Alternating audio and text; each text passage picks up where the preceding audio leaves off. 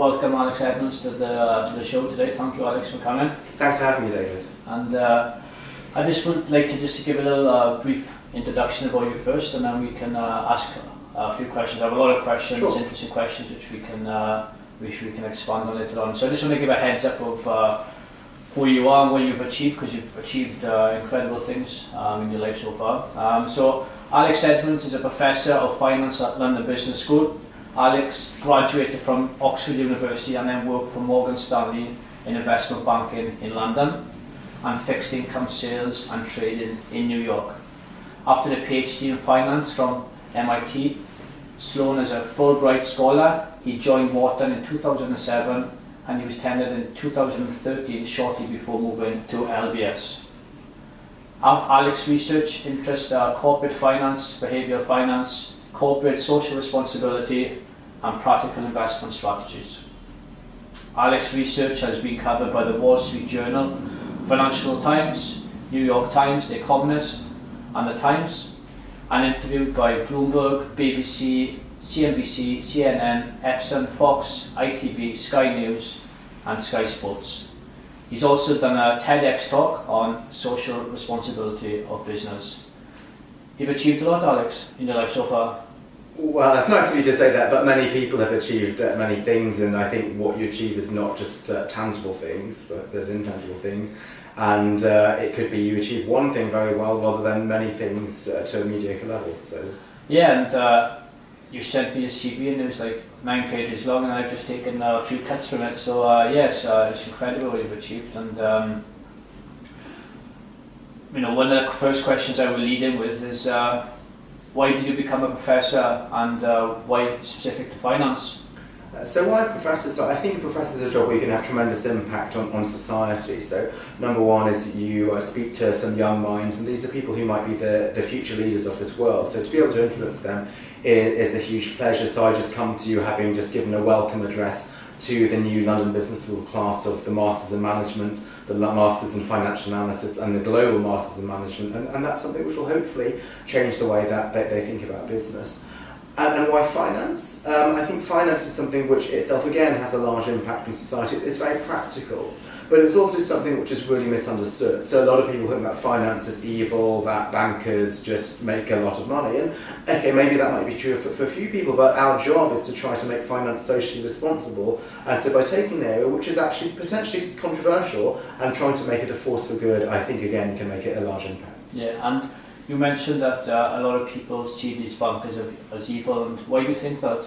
So I think this is because their view is obviously going to be shaped by the media. And the media will cover the most egregious cases because it makes for the best stories. Right? It's a big story to say this banker went out and spent loads of money on a big party. A banker who just went home and looked after his family is not going to make a story. And you can see this with immigration, for example. Say in the Brexit debate, there will be certain newspapers who would cover like an immigrant scrounging family. There's many immigrants who pay their taxes, who work hard, who set up companies and create jobs. Just because that's not as exciting a story, people don't cover that.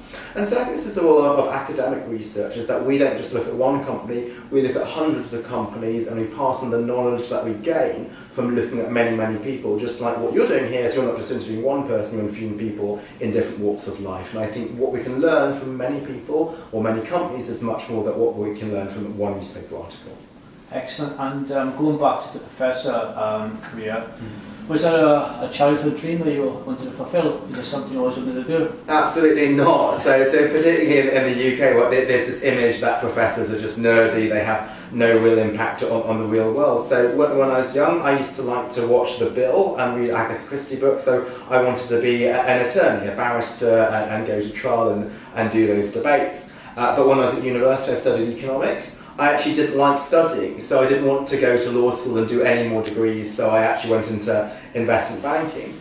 But then when I saw investment banking, it's a job where you work really hard, you work on one company's problems at that one point in time, whereas in academics, if you find a new theory on, say, social responsibility, that applies to many companies at many different points in time in many industries, and so I thought you'd have a greater impact there.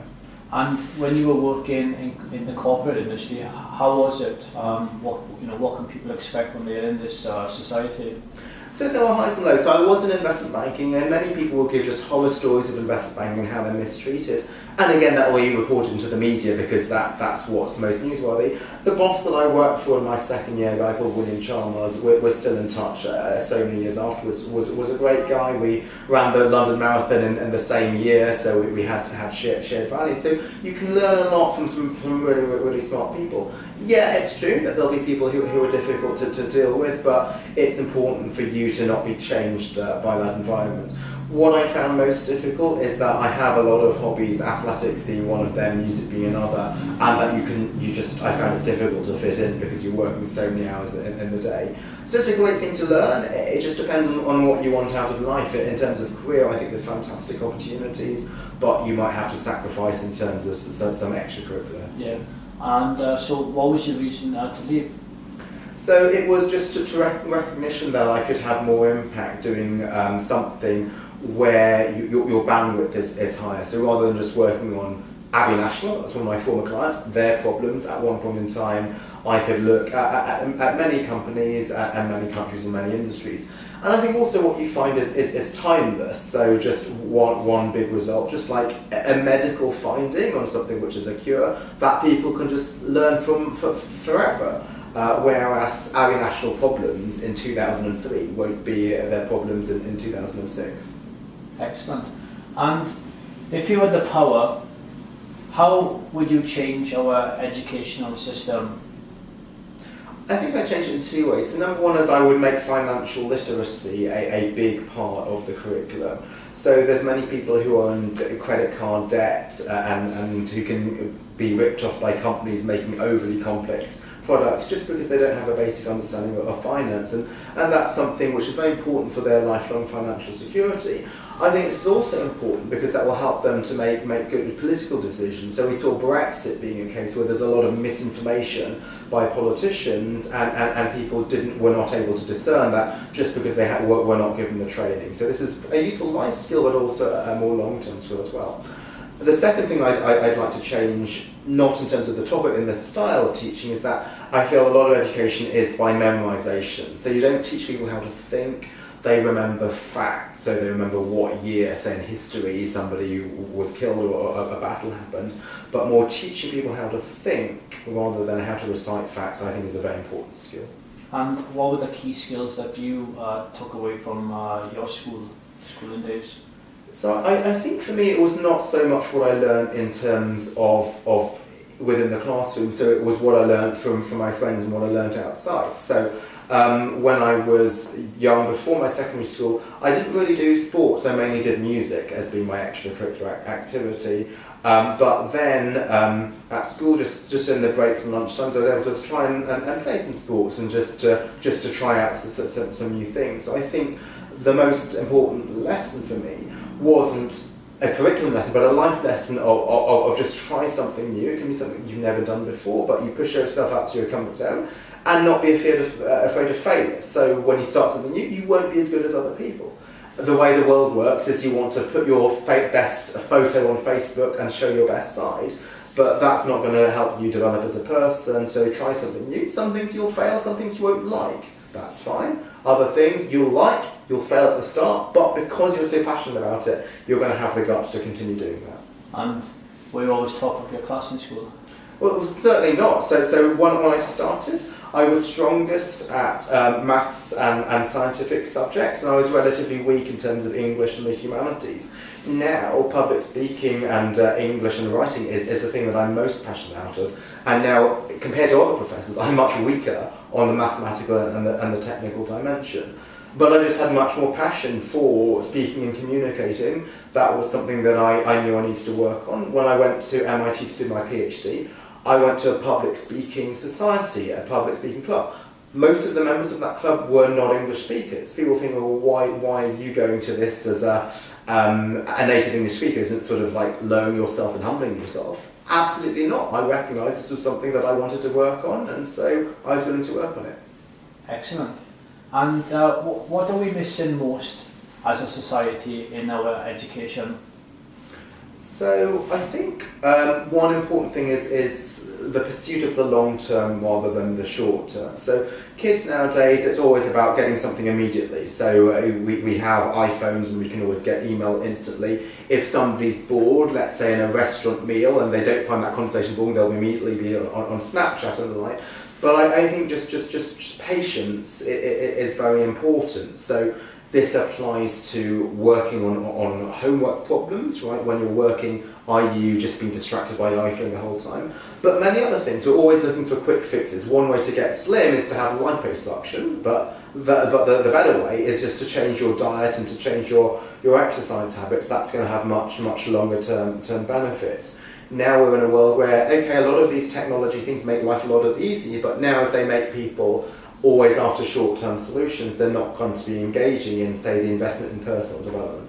And you think this is going to be a bigger problem as we move forward in terms of the development of technology, with us, focusing on more what we know meant to be focusing on? Absolutely. So just in the classroom, for example, when somebody's giving a lecture, it can be that if a student puts up their hand and asks a question, other people immediately start being on the iPhone because they think, oh, this student doesn't really understand anything, or it's that person again asking the question. If you do not respect that person's question, it's you who loses, right? Yeah. Because if you don't respect some qualities in another person, it's probably your ignorance for not being able to see that. Like anybody who comes to a top program deserves to be there, and it's just your prejudice not listening to that person. So how do you deal with that? Because you do a lot of lectures. How do you deal with your students? So I'm actually very stringent about this. So about the use of iPhones in class. So I'm very flexible at many things, like eat in class and do all of these other things. But I really think that being focused is important, not just to get most out of that class, but then you're training your mind, and then in all other circumstances you'll be effective. So when I go to the gym, I see people not doing anything in the gym but just texting the whole time, and again that's because they're distracted. So there's people who say, I went to the gym for 2 hours, they did nothing.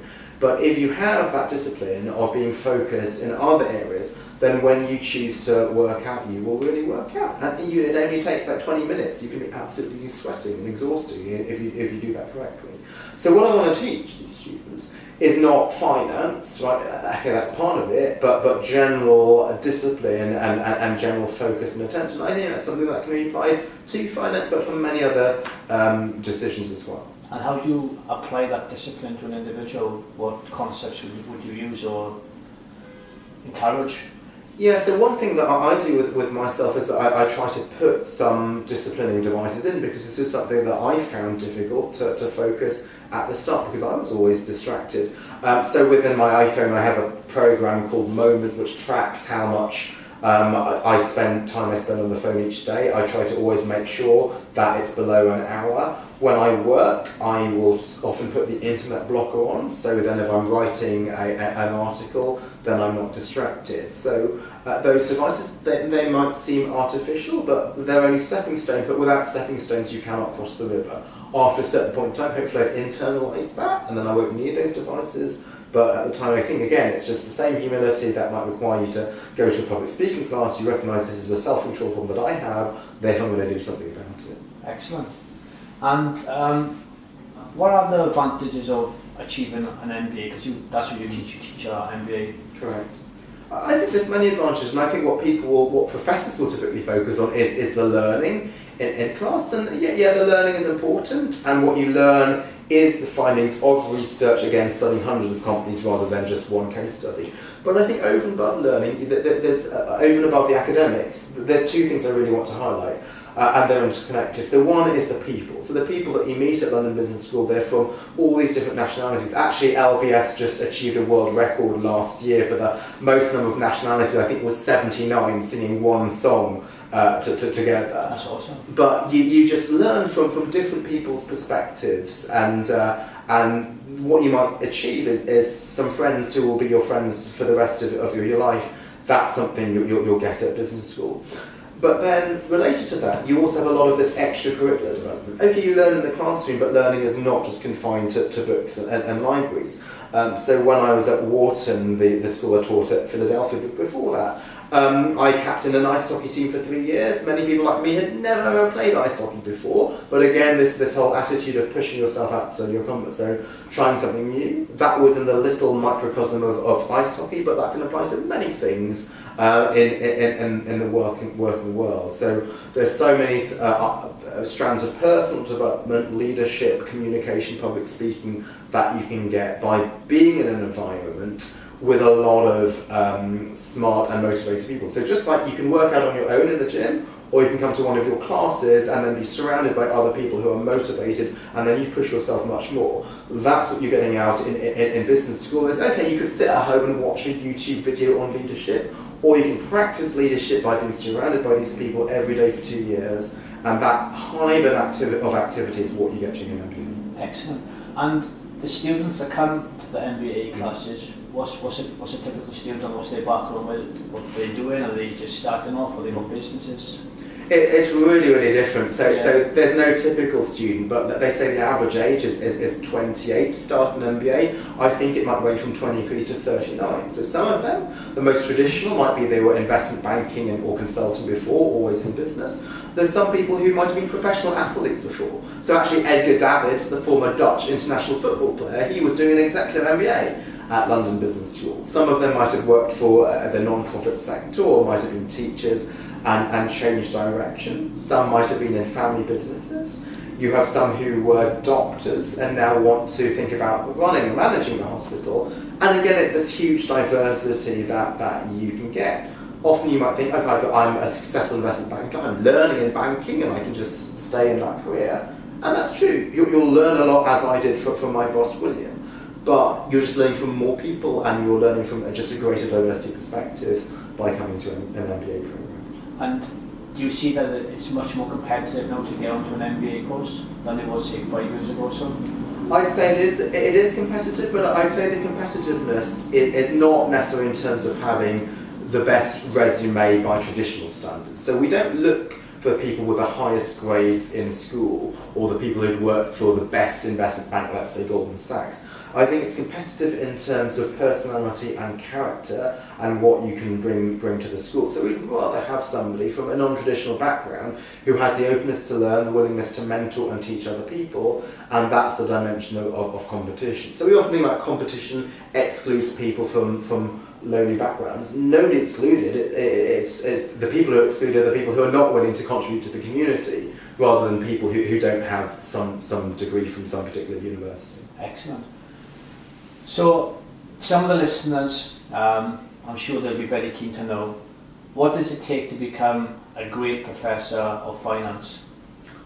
I think that there's many aspects. So one is just you need to be really passionate about the topic. So yes, I said I'm going into finance because I think it's practical, but I actually really like it myself. So if you're somebody, your passion is German literature, you'd want to be a professor of German literature, even though it might not seem as practical as finance. I think number two is you need tremendous discipline. So in most jobs, you have a boss. That boss tells you when to work, and then you work those hours. As a professor, you really have no boss. That's a great joy of the job, is I can choose to work when I want to. Like today, I'm at home.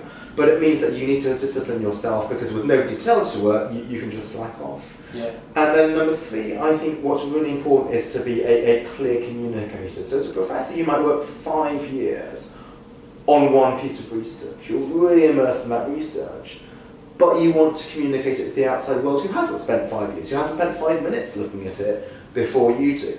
And I think one of the big concerns, again going back to the Brexit referendum, was that many people just did not trust the experts. And one part of the reason is that the experts would speak in jargon, would not speak in language that the common people would understand. So what's important is to be able to communicate things in simple ways so that other people can understand this, and therefore you do change the way that people think and they do business. Excellent. The corporate world is super competitive, as you know, being in it a few years ago.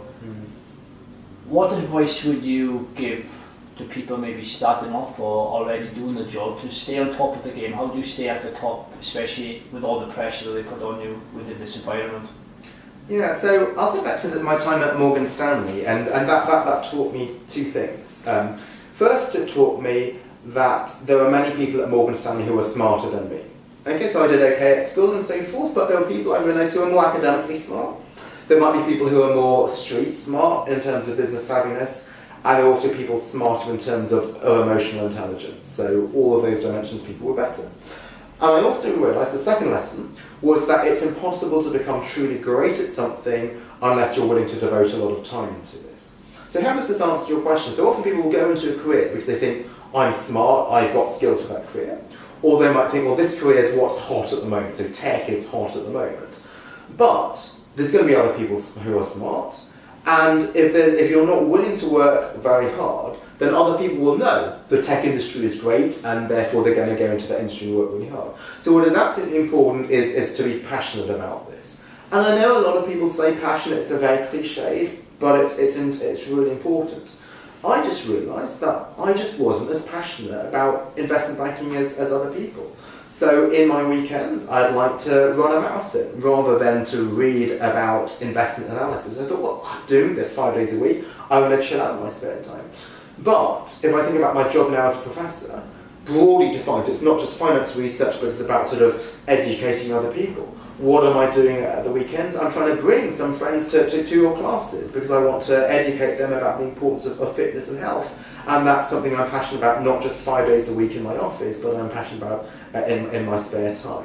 So how do you maintain at the top of your game in a competitive world? You need to choose that career, which you might not necessarily be the most gifted at, which might not be the most lucrative, but it's something that you're willing to do and you're willing to think about even in your time off. And for you it's not work, because this is something which is just innate to your character. I know you're big into your sports, so how were you able to immerse the both together when you were working for Morgan Stanley? Because I know in the corporate world you're working long hours, there's a lot of pressure and stress to get the job done, get results. So how do you used to fit the both together? I think it's about prioritisation. So if you don't prioritise your life, then somebody else will do that for you. So your boss will tell you to work and so forth. When I joined, there's so much competition because you think I need to be working harder than any of the other analysts. I would always go to the gym around 6:30 before having dinner, and I'd be very disciplined about that. And this is a 1 hour spent away. But then when I came back, I was so fresh and alert that I would do the work much more efficiently. Yeah. And then if I got my work done at 9 p.m, I'd leave, even though other people were there until midnight. Again, my boss, I give him credit, he didn't care about sort of how long you were in the office. If you were doing a good job, that's all that mattered. He didn't care about FaceTime.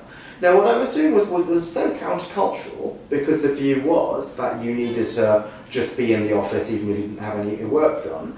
And maybe some of the people I worked with at the start, they might have thought that this is a bit strange, but then when they realised I was just as effective, perhaps even more effective, because I was able to be happy due to being able to do exercise, then they realised it didn't matter what time I left, because I was being able to still produce what everybody else was producing. Yeah. So you would say that you going to the gym and working out would be a benefit for you in terms of getting the work done, getting the results that the boss requires? Oh, absolutely. So these things are all intertwined, and I was able to do this even more at Wharton when I started as a professor, because I was able to manage my own time. So I'd always make sure that athletics was a priority. It might be some days I had an ice hockey game in the evening, and then I worked really effectively before that because I had something to look for in the evening. Right? If I knew I was just going to be working the whole day, I'd just be tired and not focused. I knew I had to finish my work to make the ice hockey game. So I was not on Facebook, I was not messing around.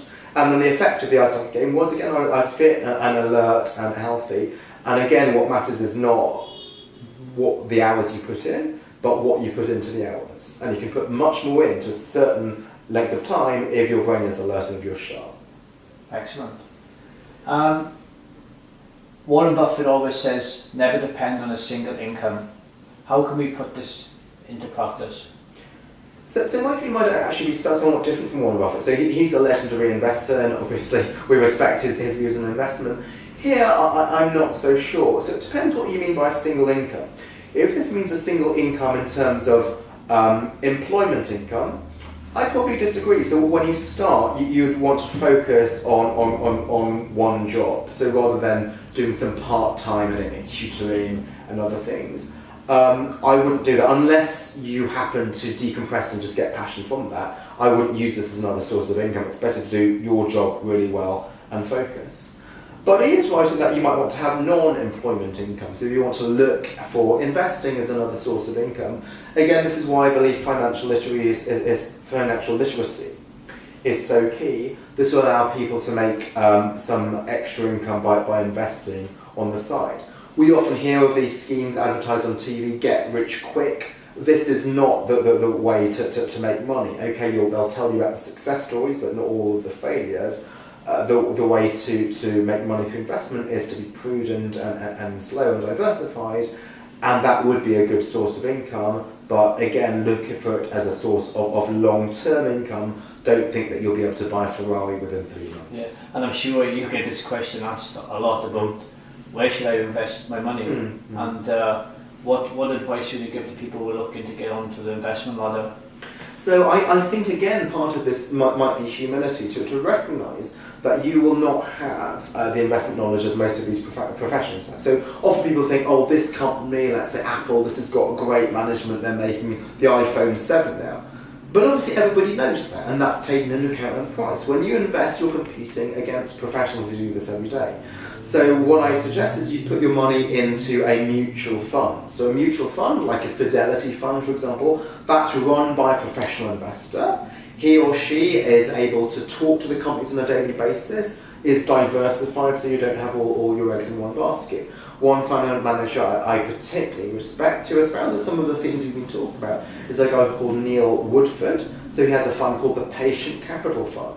This recognises that you're not going to make money in maybe 1 month, but maybe in 5 years' time you might be wealthier investing with him than in anybody else. So he looks for businesses with good long-term growth prospects rather than something which is a flash in the pan.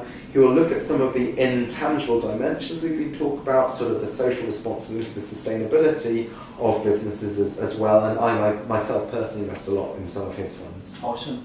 And I see a lot of people making a lot of money, but they end up with no money.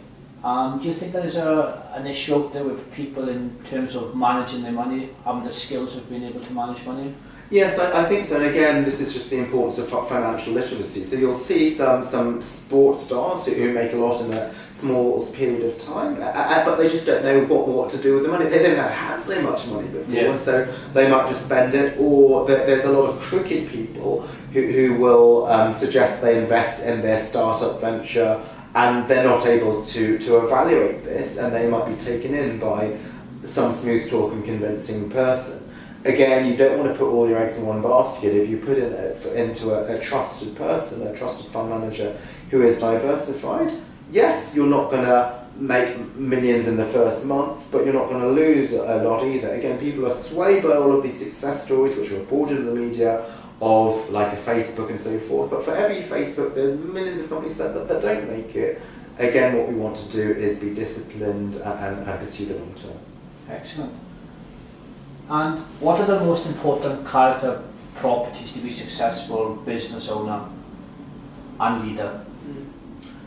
Well, I think that there's a few. I think number one would be humility and responsiveness to feedback. So often as a leader, followers will want to just passively follow you and do whatever you say. And you might think, because I'm the leader, I've got to the top, I know more than these other people. But actually a lot of what you get from an organisation is tapping the other people. Just as I mentioned, sometimes in the MBA people will think, oh, this classmate's question is dumb, but it's them depriving themselves of learning. Again, I think a leader who's too autocratic is not using the power of his employees. I was on a tour of one of the Toyota factories in Japan, and they showed me how a certain part of the production process was from the employee suggestion scheme. So it wasn't the leader thought, I know best, let me design it. It's like, let me learn from the employees. I think that's number one. I think number two is to be visionary and to be creative. So I was just on the tube on the way here reading this book called 0 to 1 by Peter Thiel, the founder of PayPal. So that the most difficult thing is to move from 0 to 1, then from 1 to 100. So he formed the first mobile online payment system, 0 to 1. Now there can be lots of replica ones, moving from 1 to 100, but to do the first one is extremely challenging. And again, this requires being willing to think outside the box. Some of the things we refer to earlier, like maybe trying a sport for the first time, being willing to fail, well, that's something that you need to be as a business person. And I think third is, just with many other things, is just commitment and focus, right? You can't be all things to all people. Peter Thiel thought, let's focus on launching PayPal, rather than thinking, I've got 100 excellent ideas, let me try to look at them all. This, again, might involve humbling yourself. So a guy I knew from Wharton is Will Shue, who founded Deliveroo. And when Deliveroo started, he was himself hand-delivering the pizzas to people, and he got to see, well, what's the customer interface, and because he was so focused and committed to that, he was willing to do pizza delivery as part of his job, rather than trying to set up two businesses and be CEO purely of both. Excellent. And your TEDx talk was on social responsibility. Yeah. What do you think that businesses need to do about this in terms of how they handle their employees? So again, I think what's required is to think about employees as a long-term partners in the organisation. So again, people are always about the short term. How can I make short-term profit? Is I might pay my workers less, I might cut employee training, or even when I was at Morgan Stanley, they might say to a junior analyst like me, we need this on this desk by 9 a.m. on Monday morning, even though that might make me work until 3 a.m. So it's often about the short-term fix. But I think what's important is to try to think about the long term. And this might involve not having something immediate. So when I work with PhD students at London Business School, I will always say, you're not allowed to work on my projects past a certain time of the day. Why do I do that? Because often PhD students want to impress the professors by burning out. And I said, don't do that. You're not allowed to work past a certain time. You must nominate one day a week when you're not going to do any work at all on projects with me. And I think that tends to be important. Think about something which is far-sighted. And I also think we think about the mission of why do businesses exist in the first place. Is it to earn profit, or is it to serve society? So like Steve Jobs of Apple, he never set out to be the richest man in the world. He set out to be innovative and design products which are great for customers. Design's important, they're going to be durable and portable, and he was just excited by innovation. And then as a result, he became profitable, but that was never the end goal, that was just a byproduct. And similarly, when we think about our customers, we don't think about them just as a way to make money, as people who pay us. We don't think about employees as just people who work for us and help us to produce product. We think about customers as long-term partners in the business. We think about our workers as people we'd like to train and develop and nurture. So if we were going to give some advice to the businesses out there, let's say your top 3 tips in terms of how to handle the employees, what would they be? So I think about number 1, think about the long-term development of the employee. This might be not saying you have to work over the weekend, even though it means that you get something a day late. It might mean giving the employee the chance to give that presentation when maybe you think you do a better job. So that'd be number 1. I think number 2, see employees as a resource to learn from. So rather than thinking this is my way of doing things, a lot of ways that they will have might just be better ideas.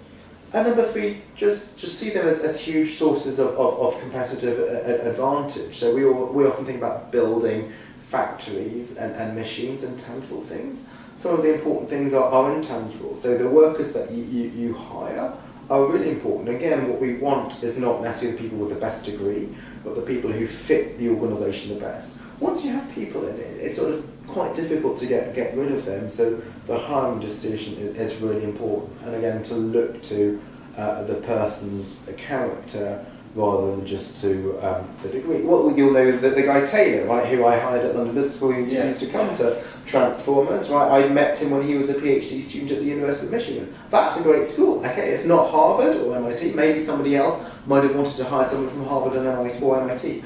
I was the head of faculty recruiting. I knew that this guy used to play college football in the United States, and the discipline it takes to be a college athlete when you're doing your degree means that this guy had the conscientiousness and had the long-term behaviour that we'd want to engender, and he was a fantastic colleague. Excellent.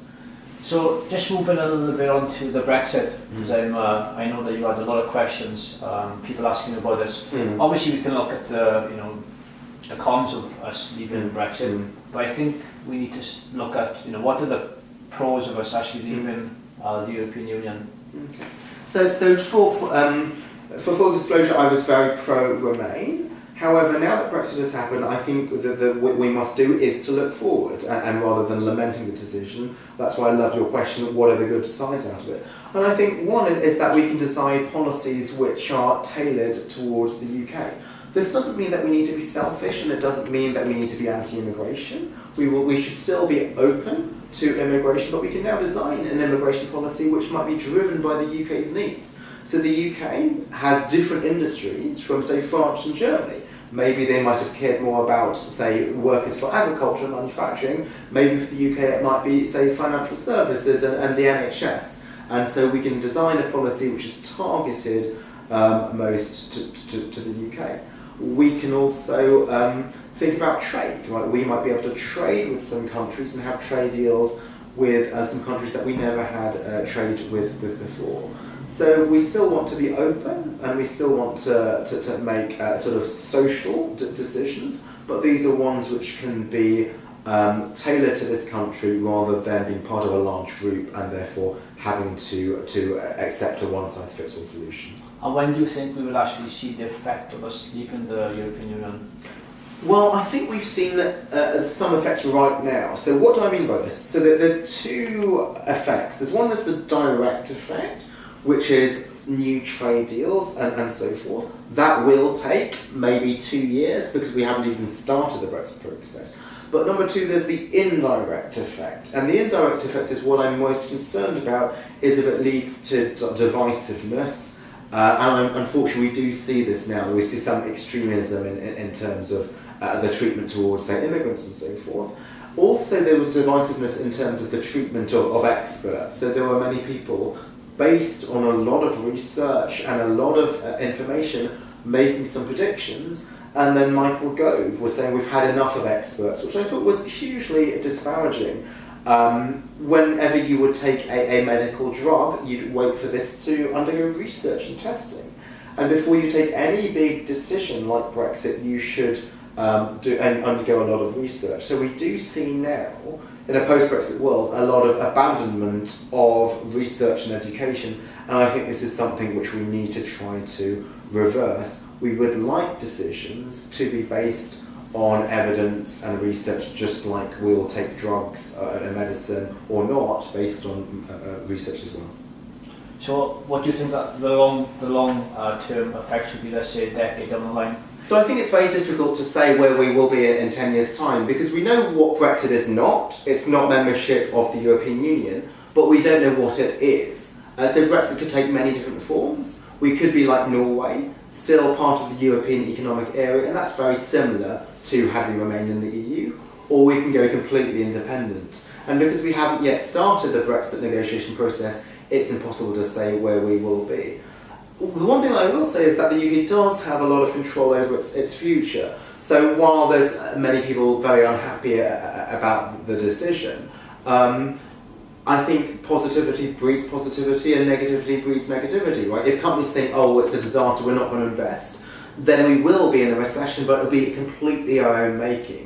Right, so we can still have trade deals and we can still have investment, and I think companies still need to do what they were doing before Brexit. The rules of the game have not changed. In order to be successful, you need to design great products which customers like and treat your workers well and not pollute the environment. That hasn't changed. Excellent. So I'm sure there's a lot of people out there, Alex, that would love to know what your strengths are, because you're very successful and determined character. So what are your strengths and what are your weaknesses in life? So I think one strength is commitment. So I think whatever you want to do, you should be focused, as I mentioned earlier. So we can see this again in the athletics classes. You'll get them to run to a line. Most people will stop 3/4 of the way and then start walking. So whatever you want to do, you should be wholly committed to this and focused. Number two is to be open-minded. So again, public speaking was something which didn't come naturally to me, and I never really did before I went to graduate school. But just the open-mindedness to try new things, I think is very important.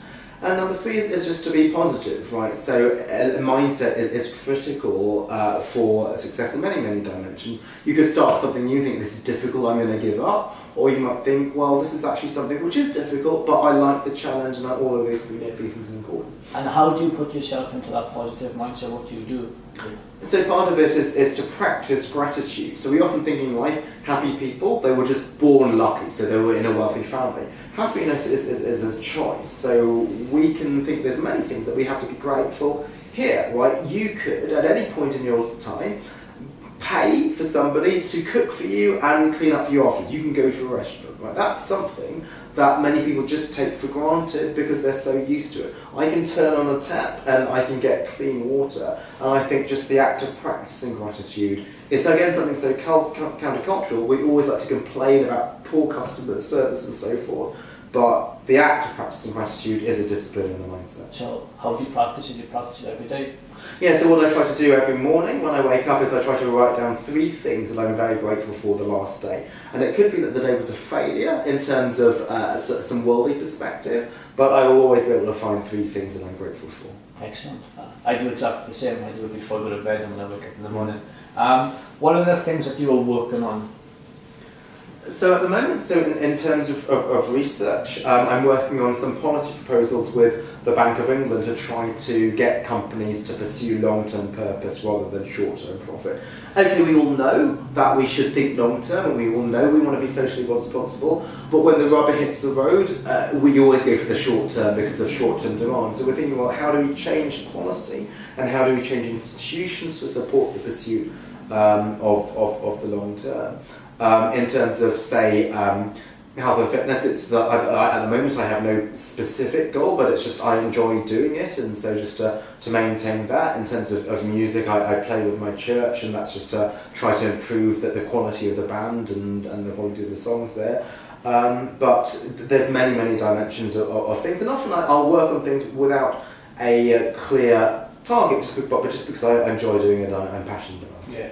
And there will be many people out there that would look at you and see you at the top of the game. You're a professor, one of the best universities in the world. You've got several papers which you've written. You've spoken on every network, you've been interviewed by different papers, different TV channels.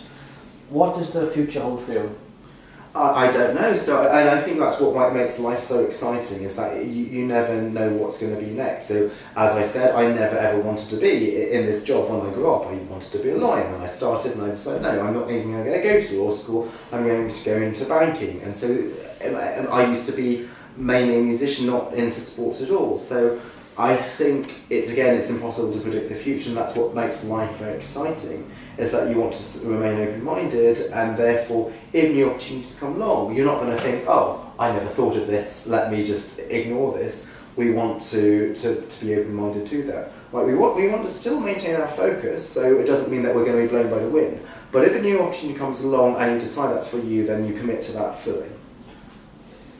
And you're a determined person, you're motivated, you are focused on what you want, you're passionate about what you want, and you have all these qualities about yourself.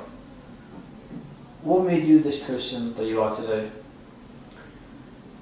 I think it's just you're the product of all of your past experiences. I think is it Socrates or Aristotle once said you're a mix of all that you've met, and so I've just been extremely lucky to work over the years with friends or sports coaches or mentors, and I would count you as one of them, David, which has instilled in me some great character, and I think this is just a huge luck of the people that I've experienced, which is again why I think just meeting people and opening yourself out to different experiences is critically important for personal development. Excellent. And before I ask you the last question, I just want to acknowledge you for your commitment and passion for educating students to be a better individual and giving them purpose of what they can achieve in their life. But I know also you don't just deliver the content which you get taught to deliver. You also deliver other things which you obviously see valuable within individuals. And I don't see a lot of teachers or professors or coaches doing that. So you are taking a step above everybody else. You're actually giving people what they actually need, and I think that's super inspiring. And I seen a guy stood up in your last presentation, and he said really nice words about you for your commitment and effort what you do. So I just want to acknowledge you for that. Thanks. And the last question is, what is your definition of wealth and a successful life? I think there's no clear definition because it means different things to different people. So some people, financial wealth is very important. Not necessarily because they're materialistic. It might be that their family never had wealth, and this is one way in which they can achieve a level of comfort. But for other people, it might be success with career, and other people, it might be family, and other people, it might be athletics and so forth. But I think the definition, if there was one, it would be an intangible and general one. It's just to be happy and to be fulfilled in what you do. That will mean different things to different people. But if you wake up and you think, I'm grateful to have this day, then that is a sign of success. If you wake up and you think, I just need to get through this day, then that's a sign you might want to do something different. So one of my own mentors, she's called Professor Laurie Hodrick, she's at Columbia Business School. One of her life motto is, every day is a new beginning. So she keeps a gratitude diary, and she wakes up with a feeling of gratitude, and she says, well, at the point in time I no longer feel this, then it's time to move on. Excellent. Thank you very much, Alex, for coming on the show. Thanks very much. Thank you.